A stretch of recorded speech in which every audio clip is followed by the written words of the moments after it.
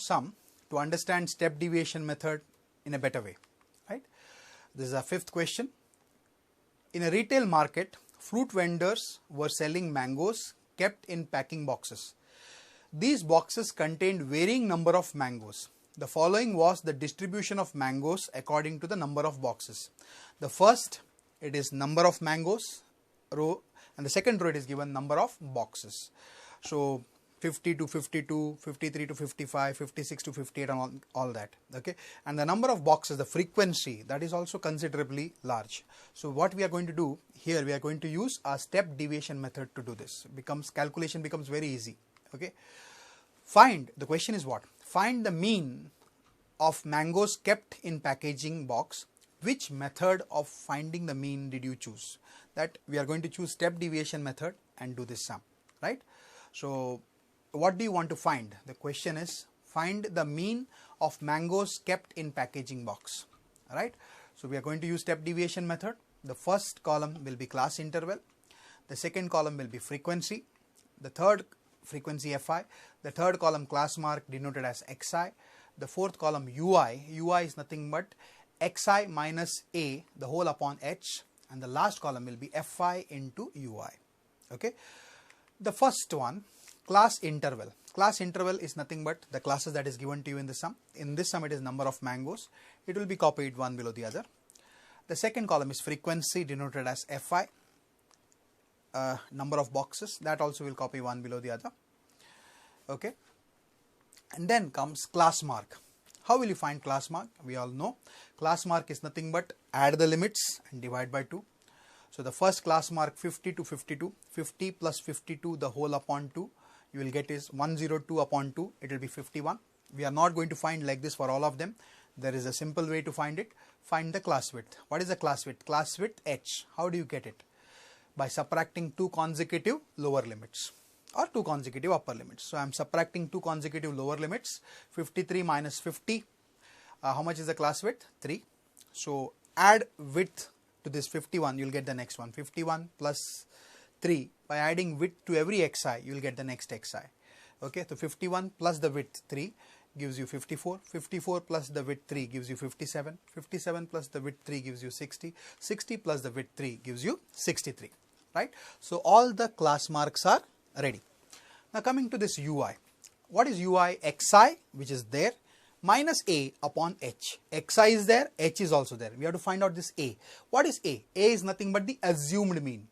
We assume one value as a. We assume any one value from the xi column as a, and a is nothing but the assumed mean, right?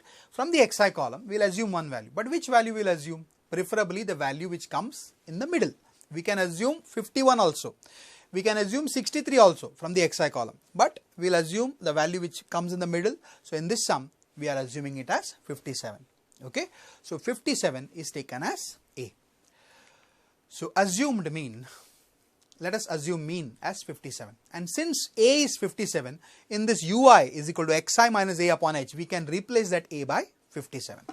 So xi minus 57 upon h we have. So let us calculate this ui. So ui is equals to xi. Xi is what? 51. The first xi is 51 minus 57, the whole upon h. H is 3. 51 minus 57 upon 3. So it will be minus 2. Because it will be minus 6 upon 3, it will be minus 2. Similarly, the next one. Next one will be 54 xi minus 57, the whole upon 3. 54 minus 57 is minus 3. Minus 3 upon 3 will be minus 1. The next ui will be what? Xi minus a upon h, that is 57 minus 57 upon 3, that is 57 minus 57 is 0, 0 upon 3 is 0. The next xi, 60 minus 57 upon 3, 60 minus 57 is 3, 3 upon 3 it is 1, and the next ui is nothing but xi minus a upon h. Xi is 63 minus 57 upon 3, it will be 2. Okay, so all the ui's we have calculated using this xi minus 57 upon h, and 57 is nothing but a. There is a simpler way I told you to calculate this ui. What is that simpler way? The simpler way and when to use it. First of all, you will use the simpler way only when your class width is the same throughout. Is the class width remaining same throughout? How will you check? Check the first column. Subtract any two consecutive limits of the classes. and the width should be the same. 62 minus 59, the width is 3. 59 minus 56, the width is 3. 56 minus 53, the width is 3, and so on. So the class width is same. So you can apply that easy way. And what is that easy way? Can you see that 57 in the third column? We assume the 57 as a adjacent to that 57, we write it as 0. And below 0, we go on adding 1. So 0, 0 plus 1 is 1, 1 plus 1 is 2. And above 0, we will subtract 1. 0 minus 1 will be minus 1, minus 1 minus 1 will give you minus 2. So this way we can fill this UI column easily. This easy way you will apply only when your class width is the same. Okay. Now coming to the last column, Fi into UI. Fi into UI will be minus 2 into 15 gives you minus 30. Minus 1 into 110 gives you minus 110. 0 into 135 gives you 0. 1 into 115 gives you 115. And 2 into 25 gives you 50. And once all your FIUIs are ready, you can add all these FIUIs. But before adding FIUI, you have to add one more thing, that is called sum of, we have to add all the FIs also. Correct? So let us calculate sum of FI. What is sum of FI? Adding all the FI. How will you get the sum of FI? By adding all the FI. So if you add all the FIs, you get 400. Let us add all the FIUIs also now. The sum of FIUI, you will get it by adding all the FIUI. And how much you get it? 25 if you add all the FIUI. And how will you add this? First you add these negative numbers. First you add these negative numbers, then you add these positive numbers, and then take the sum of negative and positive. So total you will get it as 25, right? Now let us calculate by step deviation method. Let us calculate the value of mean. Mean is nothing but A plus sum of FIUI upon sum of FI into H. H is the class width. So let us put all the values. A, how much is A? Assumed mean A 57 plus sum of FIUI. What is sum of FIUI got? You got 25. So let us put the value 25 in the numerator upon sum of FI. What is FI sum you got? Second column sum of FI 400. So let us write 400 into H 3.